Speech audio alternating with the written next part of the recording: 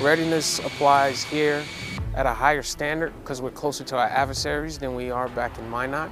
It's a feeling of pride that will never be replaced.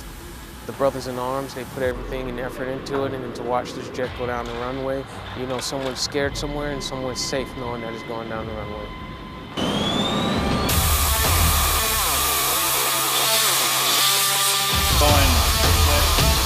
Yeah, that's close.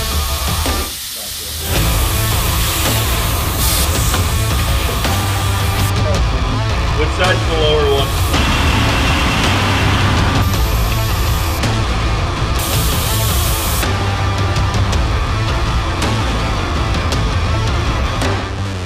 Working on the B-52 takes grit.